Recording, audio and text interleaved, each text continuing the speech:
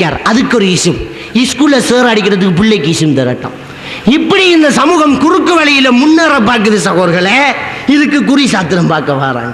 இந்த குறி சாத்திரத்தை பற்றி நபிகள் பெருமானா ஸல்லல்லாஹு அலைஹி வஸல்லம் அவங்க என்ன சொன்னாங்க? சிலர் சொல்றாங்க, போய் நம்பினத்தானே குருவானை நிராகரிக்கிறது, சும்மா போய் பார்த்துட்டு வரும். யாராவது பொழுதுபோக்கு குறி பார்ப்பார்களா?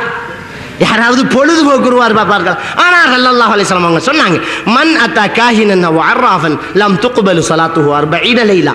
யார் குறிகாரன் சாத்திரக்காரனும் போனானோ, நம்புறதை பற்றி கதை இல்லை, போனால் 40 நாளைய தொழுகை கேன்சல், 40 நாளைய தொழுகை அங்கீகரிக்கப்படாது.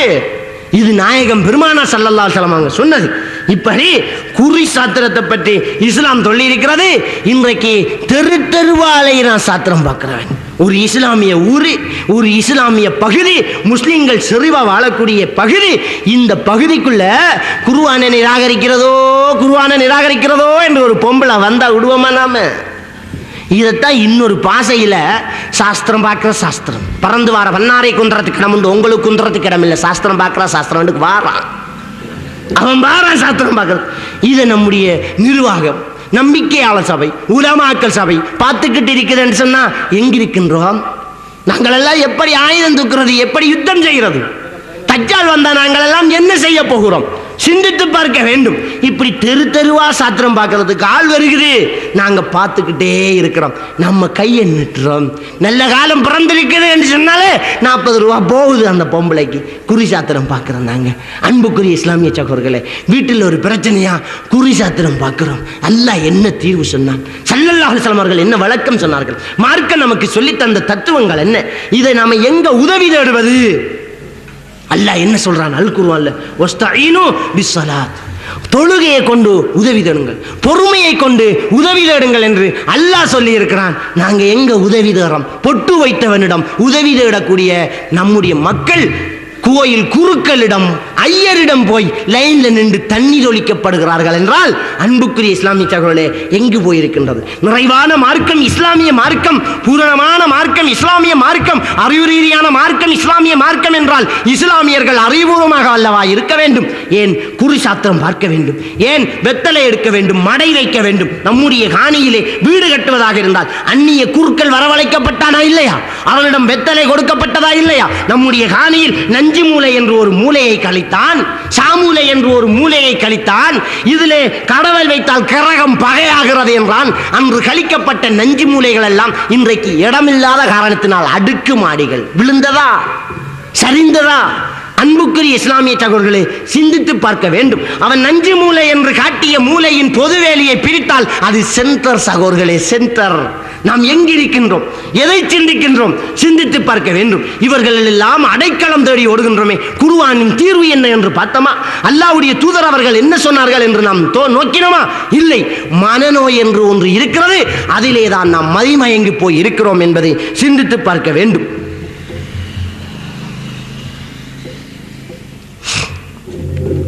மனநோய் என்று ஒன்று இருக்கின்றது, உடல் நோய் என்று ஒன்று இருக்கின்றது. இந்த மனநோய் தான் நம்முடைய சமூகத்தால் பேய் நோயாக அடையாளம் காட்டப்பட்டிருக்கின்றது. அலா பி திக்ரில்லாஹி தத்மைனுல் குலூப், அல்லாஹ் குர்ஆனிலே சொல்லி காட்டுகின்றான். அல்லாஹ்வுடைய திக்ர் உள்ளத்துக்கு அமைதி கொடுக்கும். அல்லாஹ்வுடைய திக்ர் உள்ளத்துக்கு அமைதி கொடுக்கும். அல்லாஹ்வுடைய தூதர் அவர்கள் நோய்க்கு மருந்து சொல்கின்றார்கள். நோய்க்கு மருந்து சொன்னவர்கள் நோயாளிக்கு சில பிரார்த்தனைகளை கற்றுக் கொடுக்கின்றார்கள். அல்லாஹும்ம ரப்பனா அதுஹிபில் பஸ் வஷ்ஃபி அந்த ஷாஃபி லா ஷிஃபா இல்லா ஷிஃபாவுக ஷஃபான் லா யுகாதிர் ஸகமா சொல்லிக் கொடுத்தார்கள். பிஸ்மில்லா பிஸ்மில்லா 3 தரம், அஸ்அலுல்லாஹல் அலீம் ரப்ப அர்ஷில் அலீம் ஐயஷ்ஃபீக என்று 7 தரம் ஓதுங்கள் என்று சொன்ன ஸல்லல்லாஹு அலைஹி வஸல்லம் அவர்கள் இன்னொரு நோய்க்கு மருந்து சொன்னார்கள். லா பஸ பிஹி தஹூருன் இன்ஷாஅல்லாஹ் என்றார்கள். அதாவது உங்களுடைய நோய் குணமடைந்து விடும், கவலைப்படாதீர்கள் என்ற மன அழுத்தம் கொடுக்க சொன்னார்கள். அது துஆ கிடையாது. சிலர் அதை கூட துஆவாக ஓதி ஊதிக்கொண்டிருக்கின்றார்கள். லா பஸ பிஹி தஹூருன் இன்ஷாஅல்லாஹ் என்று சொன்னால் மனதுக்கு அழுத்தம் கொடுப்பது, நோயாளிக்கு மன ஆறுதல் கொடுப்பது, இதுதான் மனநோயாளிக்கு கொடுக்கக்கூடிய தீர்வு. ஆனால் நம்முடைய மக்கள் என்ன செய்கின்றார்கள் தெரியுமா? இந்த மனநோயாளிகளை கூட இந்த பேய் பிடித்தவர்கள் என்று நினைத்துக் கொண்டு பேயாட்டும் இடங்களுக்கு ஓட்டிச் செல்கின்றார்கள். சிந்தித்து பார்க்க வேண்டும். இந்த குறி சாத்திரம் பார்ப்பது முடிந்து விட்டதா? குறி சாத்திரம் சொல்பவர்கள் உண்மையும் சொல்கின்றார்கள் என்றல்லவா நீங்கள் அதிர்ந்து போகின்றீர்கள்.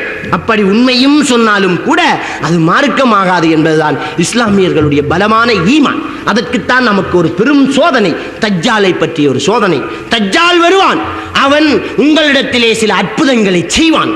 அவனை நம்பினால் நீங்கள் முஸ்லிம்களாக முடியாது. வானத்தை பார்த்து மழை ஒளி என்றால் மழை ஒளியும், பூமியை பார்த்து முளைப்பி என்று சொன்னால் இந்த பூமி முளைக்கும்.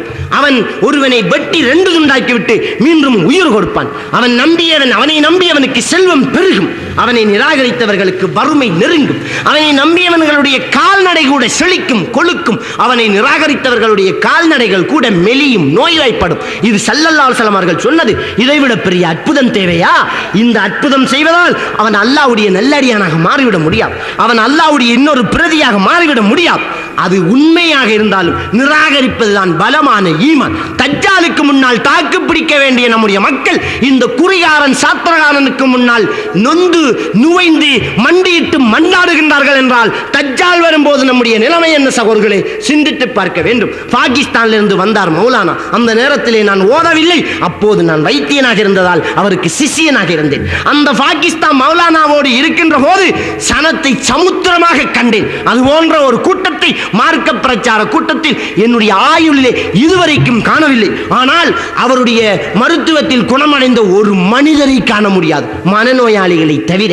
மனநோயாளிகளுக்கு மனதுக்கு நிம்மதி கிடைத்தால் மருத்துவ குணம் கிடைக்கும். இது இயற்கையின் நியதி. அதை நீங்கள் எவர் கூட செய்யலாம். ஒரு பெரியார் சொன்னார், உன்னுடைய நேர்ச்சையை நேர்ந்து உன்னுடைய காணிக்கையை ஒரு நாயின் வாலில் கட்டு, அது நிறைவேறும் என்றான். நிச்சயமாக அதுதான் உண்மை. நான் ஹஜ்ஜிலே வைத்து ஒருவரை சந்தித்தேன். அவர் நான் மௌலானாவின் சிஷியன் என்பதை அறிந்துவிட்டு ஊரிலே இலங்கையிலே என்னை சந்திக்கின்றார். அவர் என்ன கேட்டார் தெரியுமா? ஹஸரத், எனக்கு 3 வருஷமா கடுமையான தலையிடி, இந்த தலையிடிக்கு நீங்க ஒரு மருந்து தரணும். நான் சொன்ன ஹாஸ்பிட்டலுக்கு போங்க. அந்த தலையிடி இல்லை, இது மற்ற தலையிடி என்றார். விட்டா இவன் இன்னொரு இடத்த போவான் குறிவாக்க. என்ன செய்யணும் என்று கேட்க, நல்லோரு ஈசும் போடணும். அவரும் ஒரு ஹஸரத்து தான். நல்லோரு ஈசும் போடணும் வேண்டிக்காங்க. ஒரு அரைக்குடுன்னு 6 வேண்டிக்காங்க. அவரை கண்ணுக்கு ஈசும் எழுதி அதை உருட்டி அரைக்குட்டில் போட்டு கழுத்தில் போடுங்க. கொஞ்ச காலத்துக்கு பின்னால் சந்தித்து, எப்படி தலையிடு? அண்டு போன தலையிடு இன்னும் வரலண்ட.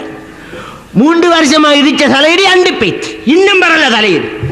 அப்ப அதை கலட்டும். கலட்டினா திரும்ப வந்து வெறாது கலட்டும். வெறாதா? வெறாது. அப்ப கலட்டும். கலட்டி தந்தார். நீங்க அதை துறங்க. நானா துறந்த பிரச்சனை இல்லையா? பிரச்சனையே இல்லை, துறங்க. துறந்துட்டார். உள்ளுக்கு இருக்கிறத எடுங்க, எனக்கு பயம் பண்ணார்.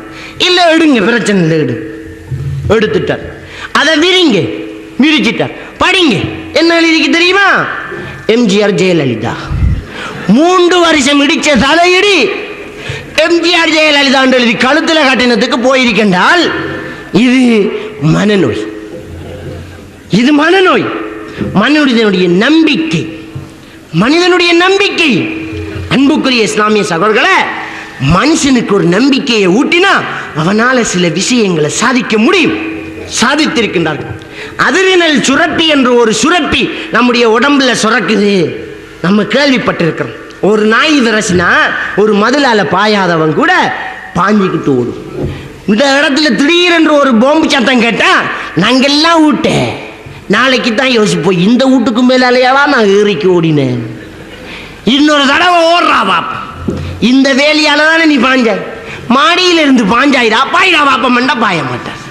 அப்படி அதிரினல் சுரப்பி சுரந்தா எல்லாம் செய்யலாம். இதுக்கு காரணம் மனசு. இந்த மனசு காரணம் பல நோய்க்கு. அன்புக்குரிய இஸ்லாமிய சகோதரர்களை சிந்தித்து பார்க்க வேண்டும். இப்படி பல நோயாளிகள் ஏமாந்துக்கிட்டு இருக்கிறாங்க. ரசூலுல்லாஹி ஸல்லல்லாஹு அலைஹி வஸல்லம் அவர்களிடத்துல சிலர் இஸ்லாத்தை ஏற்றுக்கொள்றதுக்கு வராங்க. ஒரு கூட்டம் இஸ்லாத்தை ஏற்றுக்கொள்றதுக்கு வருகிறது. அபூதாவுதுல வரக்கூடிய ஹதீஸ், ஸல்லல்லாஹு அலைஹி வஸல்லம் அவர்கள் ஒவ்வொருவருடைய கையை பிடித்தும் கலிமாவை சொல்லிக் கொடுக்கின்றார்கள். 9 பேருக்கு கையை பிடிச்ச கலிமா சொல்லியாச்சு.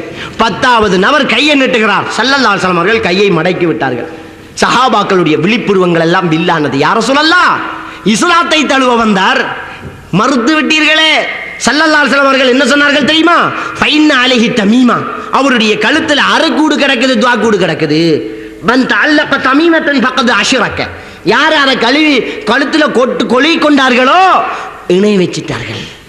யார் இதை கொழுவி கொண்டார்களோ இணை வைத்து விட்டார்கள். சும்மா அது கலையாதா பிறகு அவருடைய கையை நுழைவித்தார். அதை பிச்சு கலட்டி தூக்கி எறிந்து விட்டு களிமா சொல்லி கொடுத்த ஹதீஸ் அபூதாவூதுல பதிந்திருக்கிறது. நாங்க என்ன செய்யறோம்?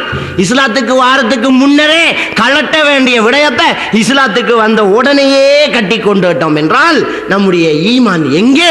சஹாபாக்களுடைய ஈமான் எங்கே? சிந்தித்து பார்க்க வேண்டும். இன்றைக்கு சின்னஞ்சிறிய குழந்தைகளுடைய கழுத்து இடுப்புகளை பார்த்தா அரைக்கூடு நாடா கட்டி தொங்க விட்டிருக்கிறாங்க. கடை தெருக்களை போய் பார்த்தா ஒவ்வொரு கடையிலையும் மூலையில போத்தல் தூங்குது, இசும் பிரேம் பண்ணி வச்சிருக்குது, ஆயத்து குருச பிரேம் பண்ணி வச்சிருக்கிறான். இன்றைக்கு குர்ஆனை கொண்டு போய் என்ன பாடுபடுத்துகிறார்கள் தெரியுமா? இந்த குர்ஆன்கள் எல்லாம் சிறை வைக்கப்பட்டாச்சு. ஸல்லல்லாஹு அலைஹி வஸல்லம் அவர்களுக்கு தெரியாதா? தோழர்களே வாங்க, யுத்தத்துக்கு போக போறீங்க, சூரத்துல் கஹ்ஃப் 10 வசனத்தை எழுதி நெஞ்சில ஓட்டிக்கிட்டு ஓடுங்க, வெற்றி நமக்கு தான் சொன்னார்களா? சொல்லல. இல்லடா, அதுக்கு வரல குர்ஆன். குர்ஆன் என்பது வாழ்வியல் வழிகாட்டி. இந்த வாழ்வியல் வழிகாட்டி எப்படி மாற்றப்படுது தெரியுமா? சில ஹஸரத்துமார் குர்ஆன் வசனத்துல சிலதை எழுதி கொடுக்குறாங்க.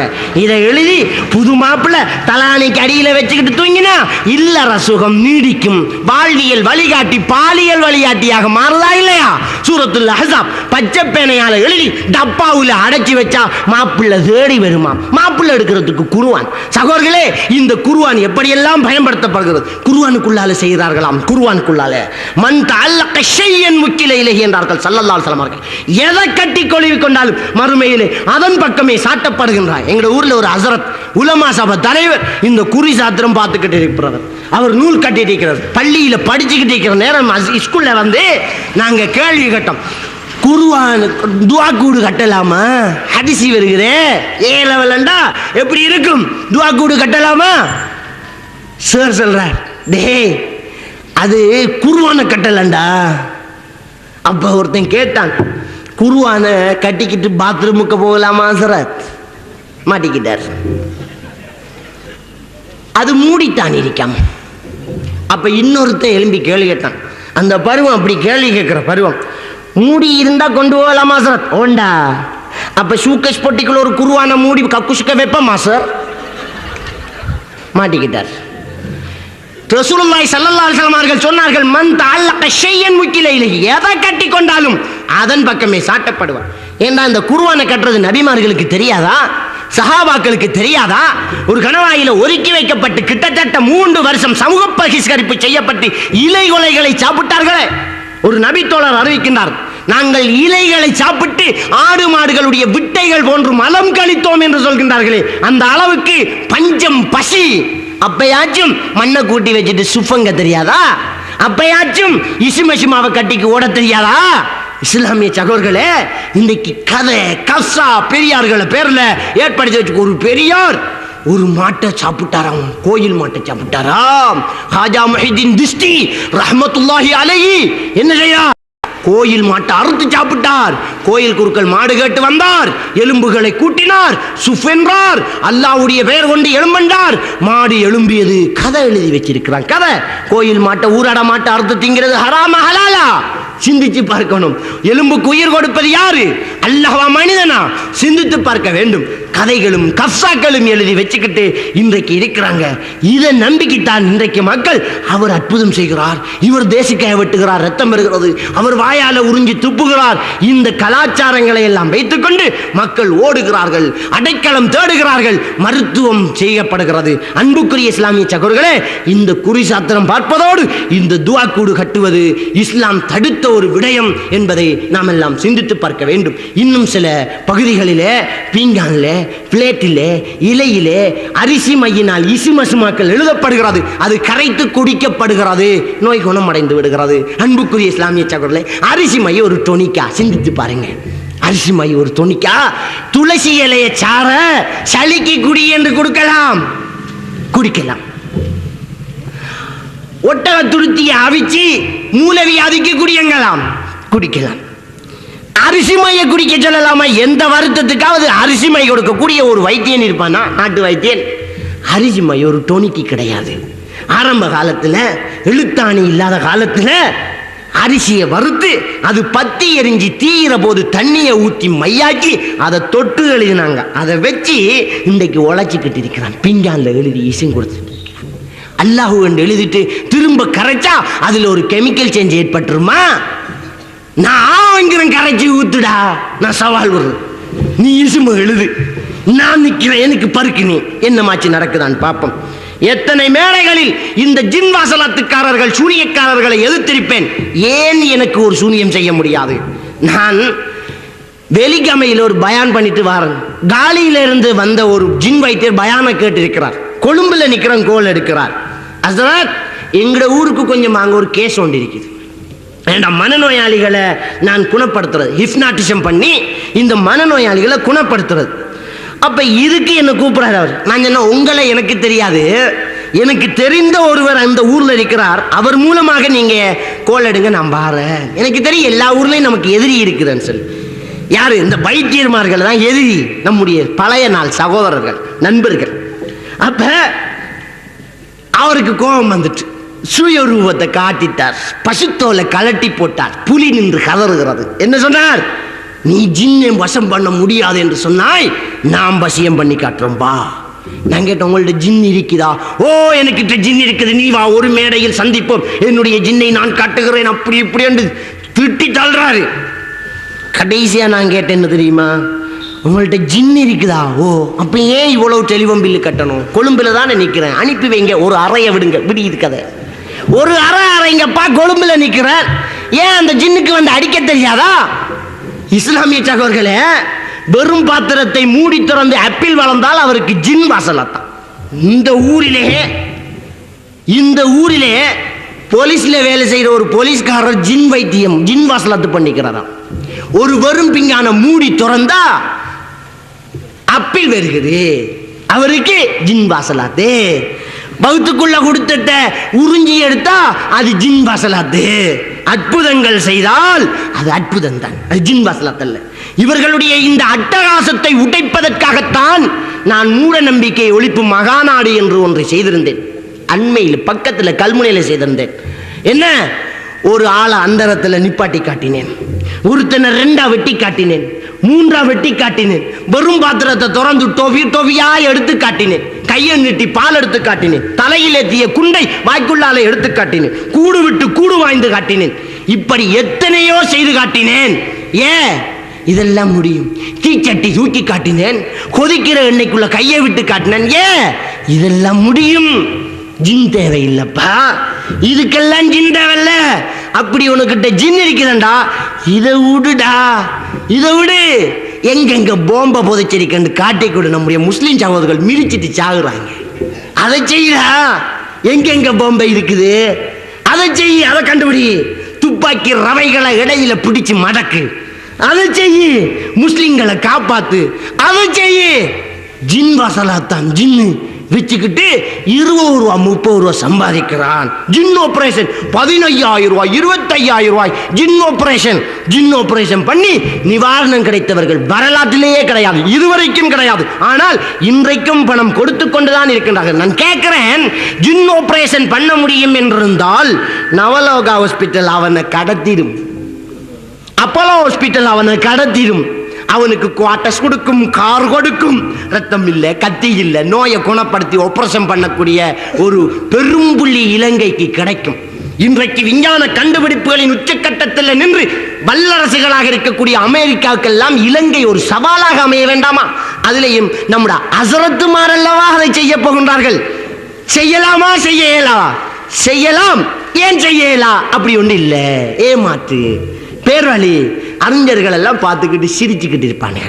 அறிஞர்கள் எல்லாம் இவனுங்களை கூத்த பார்த்துக்கிட்டு சிரிச்சுக்கிட்டு இருப்பாங்க. இவனுக்கிட்ட எல்லாம் ஆள் வருகுதடா, இவனுக்கிட்டையும் ஆள் வருகுதடா. நம்பிக்கைக்கு குணம் கிடைக்கும் சகோதரர்களே. அக்கறை பற்றிலே உங்களுக்கு தெரியும், பாகிஸ்தான் மௌலானா வந்து உங்களுடைய ஊர் மக்கள் எல்லாம் வந்து சனத்திரளாக நின்றிருந்தார்கள். என்னிடத்துல நானும் ஒரு இடத்துல மேடையை போட்டு அந்த கிரவுண்ட்ல வைத்தியம் பார்த்துக்கிட்டு இருக்கிறேன். எனக்கு தெரிந்த ஒரு தமிழ் பொம்பளை அவ வாரா. அப்ப இசும் எப்படி கொடுப்பேன் தெரியுமா? ஒரு மட்டையில நம்பர் போட்டு கொடுப்பான், அவ்வளவுதான். ஒரு மட்டையில அரபுல நம்பர். இந்த மட்டையை கொண்டு போய் அக்கரைப்பத்து பெரிய பள்ளி வாசல் ஆபீஸ்ல கொண்டு கொடுத்தா அங்க படித்த உலமாக்கள் மார்க்கத்தை பாதுகாத்துட்டு இருக்கிறாங்க. நம்பருக்கு இசும் கொடுத்துக்கிட்டு இருக்கிறாங்க. எப்படி இந்த நம்பருக்குரிய இஸ்மா அவங்களுக்கு நாங்க சொல்லி கொடுத்துக்கிறோம். 8 என்று அரபியில் எழுதியிருந்தா அதுக்கு ஒரு இசும் கட்டு, 18 என்று அரபியில் எழுதியிருந்தா அதுக்கு ஒரு இசும் கட்டு கொடுத்துருக்காங்க. இஸ்ம் எப்படி ஆரம்பத்தில் இந்த இஸ்ம குங்குமம் கஸ்தூரியால எழுதணும் என்றார் பாகிஸ்தான் மௌலானா. எழுதினோம். கொஞ்சம் கிரௌட் ஆயிடுச்சு. குங்குமம் கஸ்தூரிக்கு விலை கூட, அரிசி மையால எழுதுங்கண்டார். லொரியில பீரிசை கொண்டு வந்து வித்தான் அட்டுலு கமையில.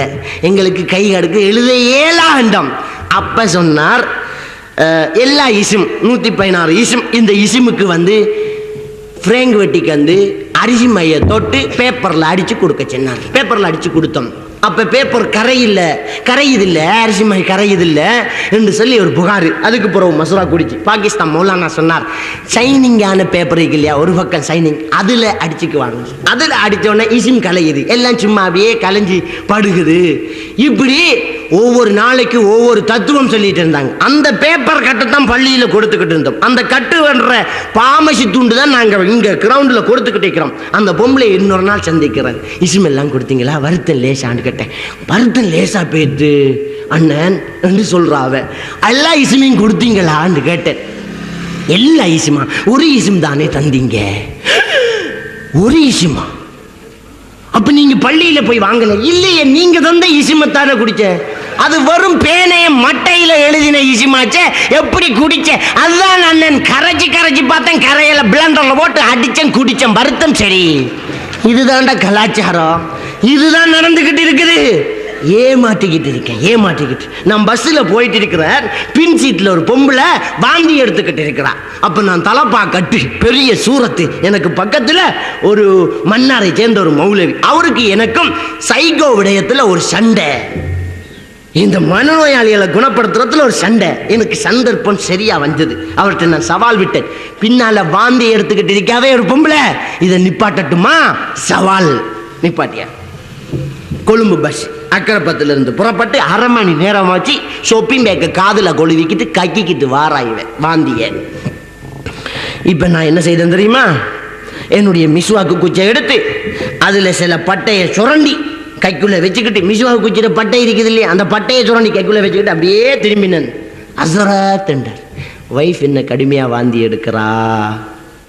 அவர் சொன்னார், டெப்லெட் எடுக்க மறந்துட்டு அவசரத்துல அவருக்கு வாந்தி வர. டெப்லெட்டை போட்டால் அவருக்கு வாந்தி வராது. அப்படியா? அப்போ என்கிட்ட நல்ல ஒரு மூலிகை இருக்குது, அதை நாக்கில் வச்சுட்டு இருந்தா வாந்தி நின்று. இதை பொம்பளை கேட்டுட்டிருக்கான். அசரத் தாங்க அசரத், அதை அப்படியே கூனி குறுகி அதை தாங்க அசரத். இது என்ற கைக்குள்ள தான் இருக்கு. இருந்தும் ஜுப்பாக்குள்ள ஒரு ஓட்டி எடுத்து கொடுத்தா அதுக்கு ஒரு மகிமை. ஜுப்பாக்குள்ள ஓட்டினா மகிமை, தலப்பா கட்டிக்கிட்டு இருந்தா மகிமை, தஸ்பம் பண்ணி வச்சிருந்தா மகிமை. ஹவுல் தண்ணிக்கு ஒரு மகிமை. ஹவுல் தண்ணி மூக்குக்குள்ள ஓட்டி போட்டு திரும்ப கழுவுற தண்ணி, அதுக்கு ஒரு மகிமை.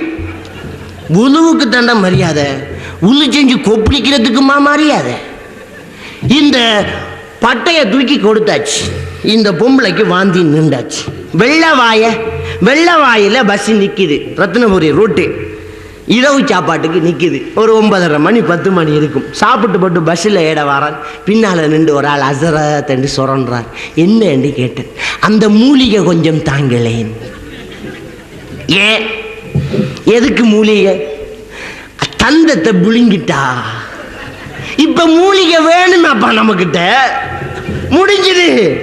சரி, பஸ்ஸுக்குள்ள போய் உட்காருங்க. பாத்ரூம் போய் வந்ததுமே தாரன் நின்று ஹோட்டலுக்கு பின்னுக்கு போய் நின்று ஒரு 3 அங்குலம் இருக்கும் என்னுடைய மிஸ்பா குச்சி, அதை முழு நிறுவனமாக்கி அதுல பட்டையத்தான் அந்த பொம்பளை விடிய சாப்பிட்டா வாந்தி விரல்ல. இது என்ன சகோதரர்களே? இது என்ன? இது ஒரு நம்பிக்கை, மன நம்பிக்கை. இப்படித்தான் இந்த வைத்தியர்மார்கள்ட்ட போறது, அவங்க நூலை கட்டுறது, அவங்க இசிமசிமாவை கழுத்துல கட்டி தொங்க விடுறது, குணமடைகிறது நடந்துகிட்டு இருக்குது. இதுல நாங்க காசை மாத்திரம் தொலைக்கவில்லை, நம்முடைய பணத்தை மாத்திரம் தொலைக்கவில்லை, நம்முடைய மார்க்க நம்பிக்கையை ஈமானை சேர்த்து தொலைத்து தள்ளி கொண்டிருக்கின்றோம். சிந்தித்து பார்க்க வேண்டும். அன்புக்குரிய இஸ்லாமிய சகோதரர்களே, இன்னொரு விடயத்தை நீங்கள் கவனத்தில் கொள்ள வேண்டும். மந்திரம் ஓதுகின்றார்கள். மந்திரத்தை பொறுத்தவரையில் இசுமசுமா மொத்தமாக தடை எழுதி கரைக்கிறது கிடையாது. தண்ணி ஓதுறது இருக்குது இல்லையா, இந்த தண்ணி ஓதுறது இஸ்லாத்துல கிடையாது. ரசூலுல்லாஹி ஸல்லல்லாஹு அலைஹி வஸல்லம் அவங்க குடிக்கிற தண்ணியில ஒரு சஹாபி ஊதுறாங்க. ரசூலுல்லாஹ் சொன்னாங்க ஊதாத. அந்த சஹாபி சொல்றாரு, யா ரசூலல்லாஹ் தூசி கிடக்குது. யாருக்கு யாரால் எச்சந்தர்ப்பத்தில் என்ற ஒரு கேள்வி கேட்போம் இல்லையா, அதை கேட்டு பார்த்தா ஊத வேண்டிய நேரம் அது. ஏன்? தண்ணிக்கு ரொம்ப பற்றாக்குறையான நாடு அது. தண்ணிக்கு ரொம்ப நம்ம யாராச்சும் ஒன்றுக்கு ரெண்டுக்கு கல் எடுத்துக்கிட்டு போயிருப்போமா? ஒன்றுக்கு போறதுக்கு கல் எடுத்து போயிருப்போம், ரெண்டுக்கு போறதுக்கு கல் எடுத்து போயிருப்போமா? இல்ல. சஹாபாக்கள் ரசூலுல்லாஹி ஸல்லல்லாஹு அலைஹி வஸல்லம் அவங்க கூடுதலா அப்படித்தான். அபூ ஹுரைரா ரலியல்லாஹு தஆலா அவர்கள்ட்ட ரசூலுல்லாஹி ஸல்லல்லாஹு அலைஹி வஸல்லம் அவங்க சொல்றாங்க, நான் பாத்ரூம் போகணும், கற்கள் தேடி எடுங்க, அதுல விட்டைகளையும் எலும்புகளையும் தவிர்த்து கொள்ளுங்கன்றாங்க. புகாரியில வரக்கூடிய ஹதீஸ். இப்படி தண்ணிக்கு பற்றாக்குறையான அந்த நாட்டில் ஊதாத நாங்க ரசூலுல்லாஹ், சஹாபி சொல்றார் தூசி கிடக்குதுண்டு. ரசூலுல்லாஹ் என்ன சொன்னார் தெரியுமா? தூசி போகும் வரைக்கும் அந்த தண்ணியை கொட்டி விடுங்கன்றாங்க. அப்ப தண்ணீர் சிந்தினாலும் ஊதக்கூடாது என்றது இந்த இஸ்லாத்தினுடைய சுகாதார தத்துவம். இன்றைக்கு என்ன நடக்குது தெரியுமா? தண்ணியை கொண்டு போய் கொடுத்தா இந்த ஹஸரத் பல்லு தீட்டினாரோ தீட்டலையோ, அவருக்கு என்ன நோய் இருக்குதோ இல்லையோ, ஓதுன ஓதியோ ஒரு கொட்டாய் முட்டு அதுல ஒரு சுஃபு ஊதுற ஊதுவையில முக்கா கிளாஸ் முழு கிளாஸ் ஆகுது. இந்த தண்ணியை கொண்டு வந்து குடி, முகத்தை கழுவி, வீட்டில் இருக்கிற அவ்வளோ பேருக்கும் கொடி, தண்ணியை தொழி.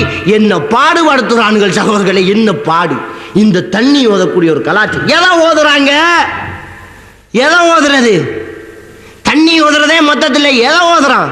சுலாம் பிரகதம் கசுவர்ணம், இது மந்திரம். பிரமாண பிரியாய நமக, பேதன பிரியாய நமக, ஏகமாதா பகுபிதா சருத்திருத்தராய அபுபக்கர் நமக, இது மந்திரம்.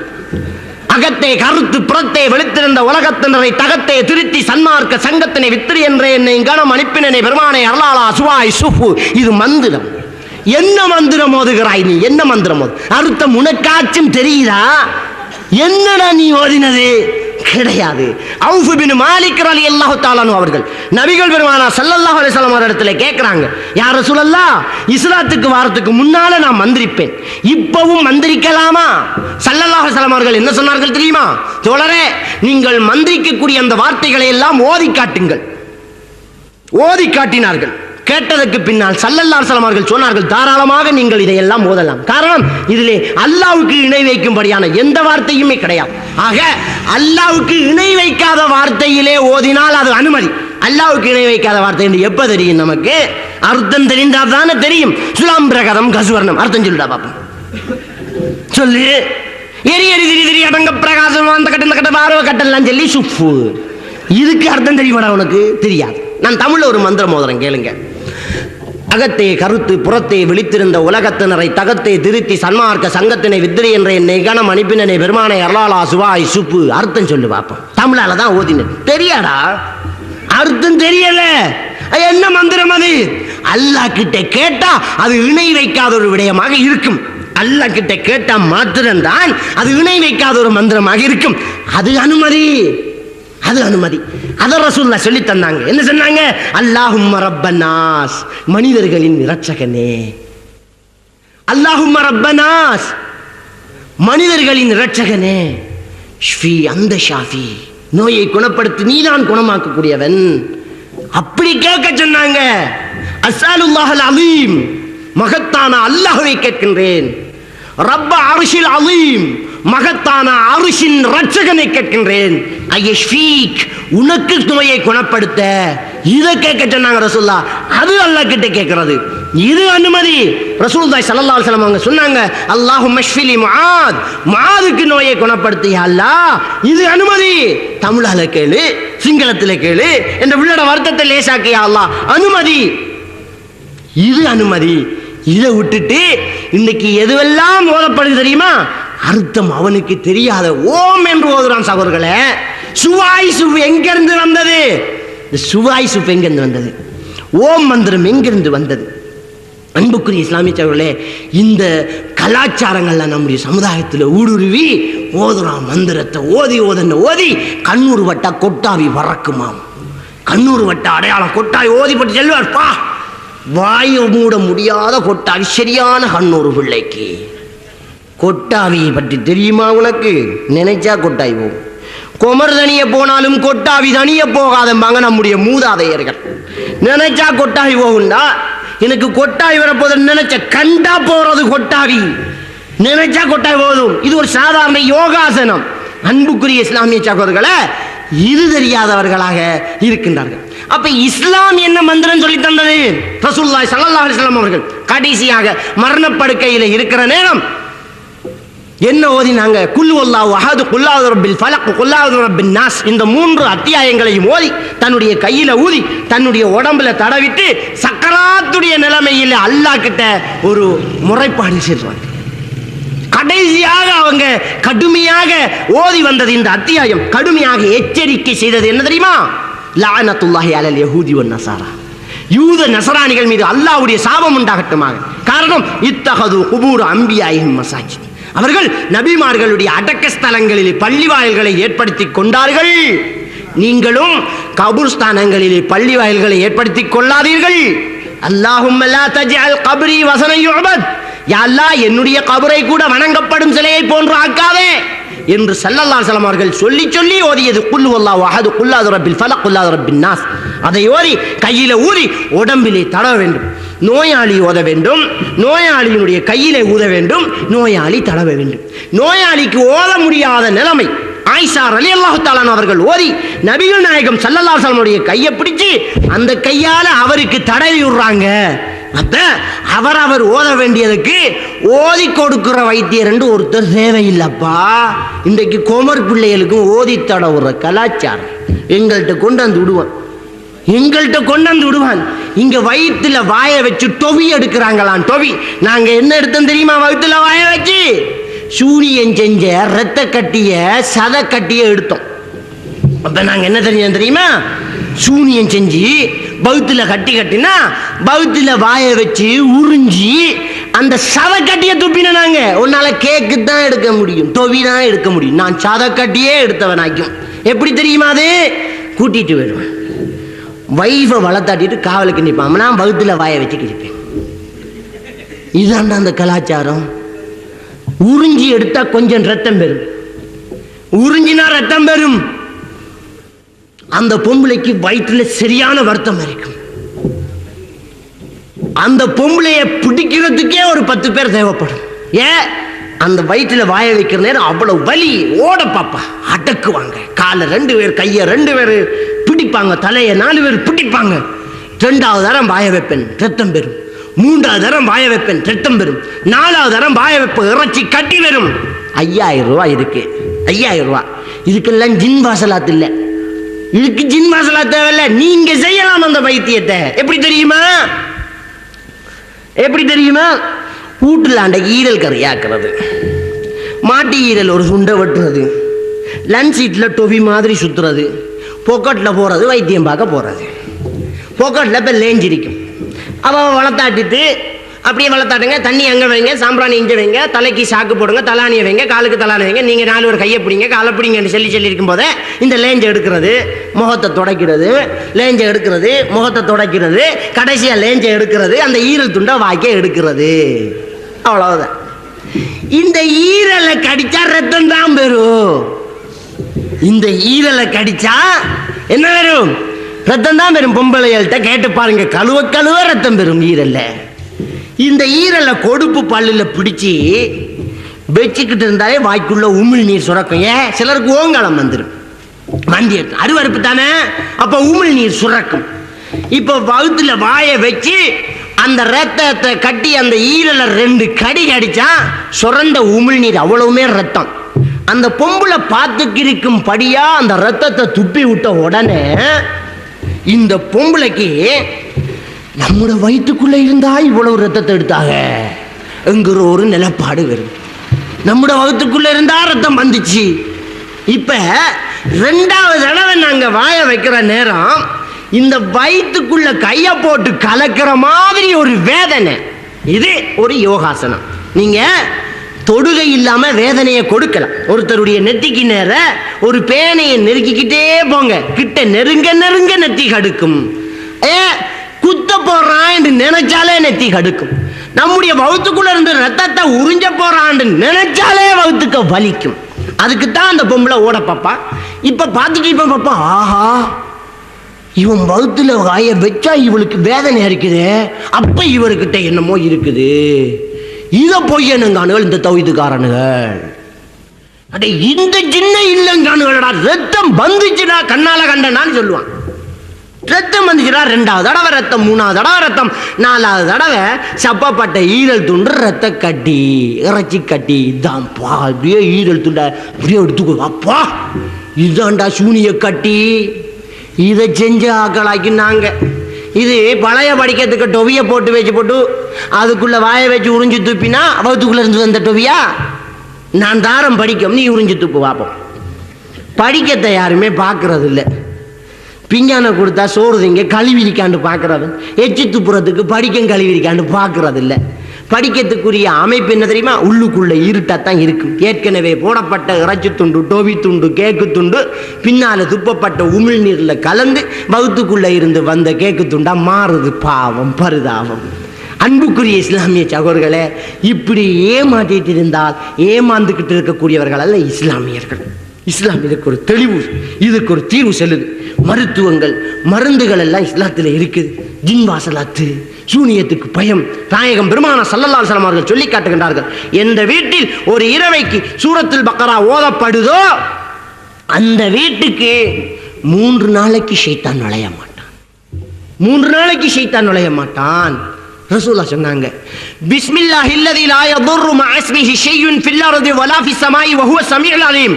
இதை 3 தடவை காலையில மாலையில ஓதினால் அவனுக்கு லம் யதுர்ருஹு ஷைஉன், எந்த கெடுதியுமே வராது. ஜின்னால ஷைத்தானால எந்த கெடுதியுமே வராது.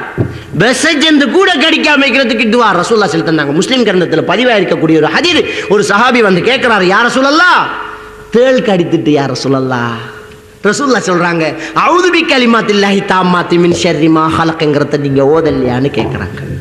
அப்ப இவ்வளவு தெளிவான மார்க்கத்தில் இருந்துகிட்டு பொட்டு வச்சவனுக்கிட்ட அடைக்கலம் தரமே எவ்வளவுக்கு நாதியற்றவர்களாக நாம் இருக்கின்றோம் என்பதை சிந்திச்சு பார்க்கணும். முழுமையான இந்த மார்க்கத்துக்குள்ள இருந்துக்கிட்டு ஜின்னுட தலையில தூக்கி வச்சுக்கிட்டு இன்னைக்கு சம்பாதிச்சுக்கிட்டு இருக்கிறான். நாங்க அதுல ஓடிக்கிட்டு இருக்கிறோம். கொதிக்கிற எண்ணெய்க்குள்ள கையை விடுறான், நாம் கொதிக்கிற எண்ணெய்க்குள்ள கையை விடுறான். நாம கொதிக்க வைக்கிற எண்ணெய்க்கு ஓட்ட செல்லு கைய, அவன் கொதிக்க வச்ச எண்ணெயில கையை ஓட்டலாம். எப்படி தெரியுமா?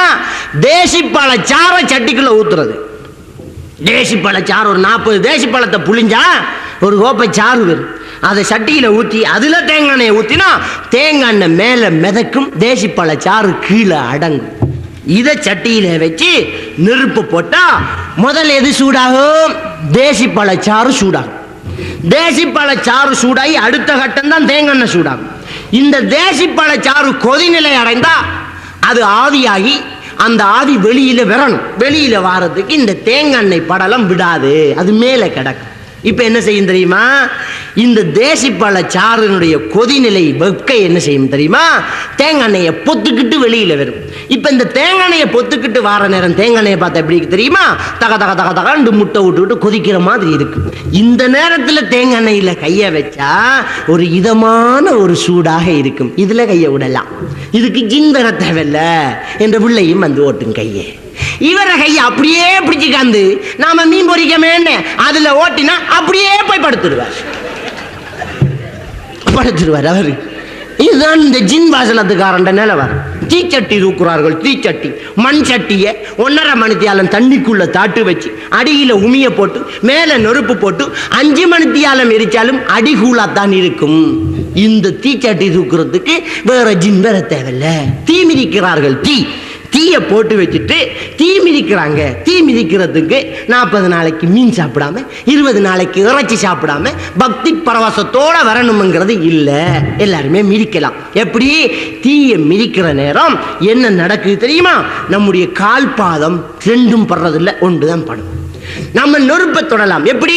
நெரும்புது மெழுகுதிரியை எரிச்சு நெருப்புக்குள்ளால விரல்ல உள்ளுக்குள்ள கொண்டு போகலாம். அதாவது சுடாது. விளக்கு எரியிற நேரம் நெருப்புக்குள்ள விரல போட்டு ஆட்டுவாங்க நம்முடைய சிறுவர்கள். நெருப்பு சுடுமா? பட்டதும் சுடாது நெருப்பு, தொட்டதும் சுடாது நெருப்பு.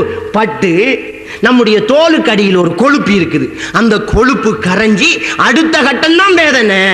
நம்முடைய தோலுக்கு அடியில் ஒரு கொழுப்பு இருக்குது. அந்த கொழுப்பு கரைஞ்சி அடுத்த கட்டம் தான் என்ன? வேதனை.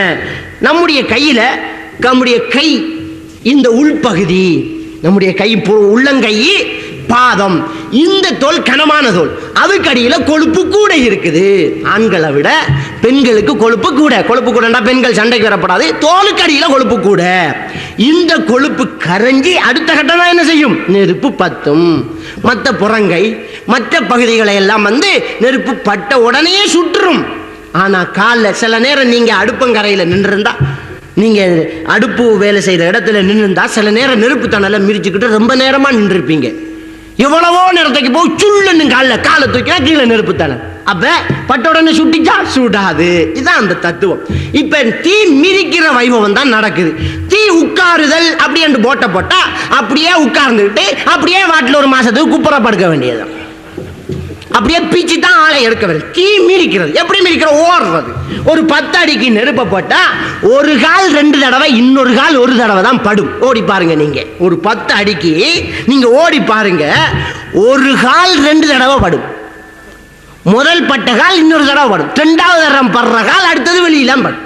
அப்ப நெருப்புல இப்படி இப்படி இப்படி இது வைக்க இயலாதா? இதுதான் தீ மிதிக்கிறது.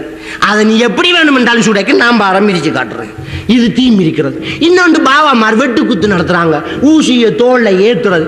இது மெஜிக் இல்லப்பா. இதுக்கு ஜின் வர தேவையில்ல, இதுக்கு மந்திரிக்க தேவையில்ல. முராதியா முராதியான்னு நீ டோலக் அடிக்க தேவையில்ல. எங்கட வீட்டில் இருக்கிற ஒவ்வொரு பொம்பளையிலும் ஊசியை ஏற்றி பின்னால சொரைய போட்டு பூட்டி வச்சிருக்காங்க. பெரிய பாவா காதுல ஏத்தின ஊச பின்னால சொரைய போட்டு பூட்டி வச்சிருக்காங்க. எப்ப பிறந்து 40 ஆண்டைக்கு ஏற்றி விட்டோம் நாங்க. காதுல பிறந்து 40 ஆண்டைக்கு ஏற்றி விட்டேன். இதுக்கு முராதியா சொல்லல, டோலக்கு அடிக்கல, ஏற்றி விட்டேன்டா. கூறு இல்லாதத என்ன சொந்த மின்னி எல்லாம் கூறா வருகுதா? கம்பிய ஏத்துறோம். கம்பிய சதைக்குள்ளால ஏத்துறது மேஜிக் இல்லை. நாங்க இன்ஜெக்ஷன் ஏத்துறோமா இல்லையா? ஒரு 1/2 இன்ச்சு ஆணி ஏறினா கால் பழுத்து போகுது. டாக்டர் கிட்ட போய் ஆணி ஏறிட்டா தடுப்பூசி அடிக்கணும். 1/2 இன்ச்சு கம்பி ஏறினதுக்கு 3 இன்ச்சு ஊச சந்துல ஏற்றி விடுறான். அது ஏத்தின இடம் அடுத்த நிமிஷம் தெரியாது. இது வழுத்த வலுவ கொட்டு மரம் போல விரிஞ்சு கிடக்குது. என்ன ஏத்துற ஊச சுத்திகரிச்சு ஏத்தினா சதைக்குள்ளால ஏத்தலாம். ஆனா நெஞ்சுக்குள்ளால ஏத்தி முதுகுக்குள்ளால எடுத்தானா எந்த பாவாவது? கண்புருவத்தை இழுத்து வச்சு ஏத்தலாம். கண் மாணிக்கத்தில் ஏத்துவியா? ஏத்தலாம். ஏத்தினா அப்படியே திராவிக்கு போய் படுக்க வேண்டியது. அதோட முடிஞ்சிருக்காது. அப்ப இதெல்லாம் அற்புதம் இல்லை, இதெல்லாம் வெறும் புறாடு, ஏமாற்று. ஆக இதெல்லாம் நம்பி நம்ம மூடத்தனத்தில் நம்பிட்டு இருக்கோம். பிச்சைக்காரன் வந்தா 50 ரூபா கொடுப்போம். பாவா வந்து சொன்னா அல்லாட உடனே பக்கத்துள்ளாலும் போய் அரிசோறு கொத்த வேண்டிய ஏன் ஊசை ஏற்றி விட்டுவான். நமக்கு எதுக்கு ரத்தம் கக்க வச்சோம் பயம் காட்டிக்கிட்டு இருக்கான். அன்புக்குரிய இஸ்லாமிய சகோதரர்களே, இந்துக்கள் பறவைக்காவாடி ஆறதை பார்த்தா இவருக்கு மூத்திரம் பேசிடும், இவருக்கு பேசிடும். அவ்வளவு ஏத்தும். அவன் ஏத்துறான். தோல்ல ஏத்தலாம். நம்முடைய நாட்டை சேர்ந்த டாக்டர் கோவூர் என்கிற ஒருத்தரை நீங்க கேள்விப்பட்டிருப்பீங்க. மட்டக்களப்பை சேர்ந்தவர் டாக்டர் கோவூர். இவர் மத நம்பிக்கையற்றவர். இவர் ஹிப்னாட்டிசம் படித்தவர். இவர் மூட நம்பிக்கைகளை கடுமையாக எதிர்த்தவர். இந்தியாவில் சாய்பாபா இருக்கான் இல்லையா, முள்ளமண்டு தலையன்.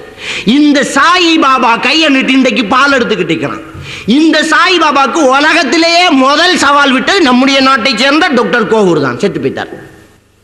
இவர் ஹிப்னாட்டிசம் பண்ணி ஒரு பையனுடைய முதுகில ஊசி ஏற்றி இழுத்து காட்டினவர் தான் இவர். முடியும், மனிதனால முடியும். நோவு வராது என்று அவனுடைய சஜஷனை கொடுத்தா வலிக்காது. இன்றைக்கு ஹிப்னாட்டிசம் பண்ணி அறுவை சிகிச்சைகள் நடந்துகிட்டு இருக்கு. மயக்கம் மருந்து கொடுக்காம அறுவை சிகிச்சை நடக்குது.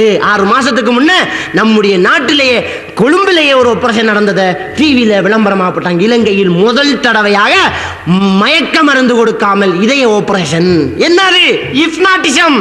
அவருக்கு ஹிப்னாட்டிசம் பண்ணி பேச்சு கொடுத்து அவரோட பேசியே இதயத்தை வெட்டி அறுவை சிகிச்சை நடந்துகிட்டு இருக்கு. முடியும். இதை போய் அப்ப அந்த டாக்டருக்கு ஜின் வாசலாத்தன்னு செல்வோமா நாம? இல்ல. அப்ப இந்த விடயத்தில் நாங்கள் ஏமாந்து விடக்கூடாது. நாங்க இஸ்லாத்தில் சொல்லப்பட்ட தத்துவங்களை நாம பின்பற்றினால் மூட நம்பிக்கைக்கு ஓட வேண்டிய அவசியம் இருக்காது. இந்த வைத்தியர்மார்கள் ஜின் வாசலாத் என்பவர்கள் காட்டக்கூடிய அற்புதங்கள் தான் நம்முடைய பெண்களையும் நம்முடைய மக்களையும் ஏமாற்றி அதில் நம்பிக்கை வைக்க வருது. அற்புதம் என்பது அற்புதம் தானே தவிர அது அவர் நமக்கு தெரியாமல் செய்யக்கூடிய ஒரு மாயா ஜாலம் தானே தவிர அங்கு ஜின் வாசலாத்து மந்திரம் கிடையாது என்பதை நாம் எல்லாம் புரிந்து கொள்ள வேண்டும். வெத்தில போறது கூட ஒரு அற்புதம் தான். வெத்தில போறது தெரியாத வீட்டுல வெத்திலையை காட்டி இஞ்சப்பார் பச்சை வாய்க்க போடு, இஞ்சப்பார் சுண்ணாம்பு வெள்ளை வாய்க்க போடு, இஞ்சப்பார் பாக்கு பிரவுன் வாய்க்க போட்டு துப்பி ரத்தம் துப்ப போறோம் பாருண்டா, அது அற்புதம் தான். வெத்தில போட தெரியாத ஊர்ல அது அற்புதம் தான். இந்த ஃபெக்ஸ் மிஷினை கண்டுபிடிச்சவன் உலகத்துக்கு அறிமுகம் செய்யாட்டி அது கூட அற்புதம் தான். இங்க எழுதுற கடிதம் அமெரிக்காவில் வெளியாகுது, இது அற்புதம் தான். ஆக தெரிஞ்சது வரைக்கும் நமக்கு அறிவியல், தெரியாதது வரைக்கும் அது அற்புதமாக மாறுது. அற்புதம் என்று நமக்கு காட்டினால் அது அவன் நமக்கு தெரியாமல் செய்யக்கூடிய ஒரு ரகசிய வேலை திட்டம் என்று நாம் புரிந்து கொள்ளணுமே தவிர மனிதன் இறைவனாக முடியாது என்பதை நாங்கள் எல்லாம் புரிந்து கொள்ள வேண்டும். எல்லாம் வல்ல அல்லாஹ்வுக்கு சுப்ஹானஹு வ தஆலா நம் அனைவரையும் ஈமானோடு வாழ வைத்து ஈமானோடு மரணிக்க செய்வனாக. வ ஆகிரு தஅவானா அல்ஹம்துலில்லாஹி ரப்பில் ஆலமீன்.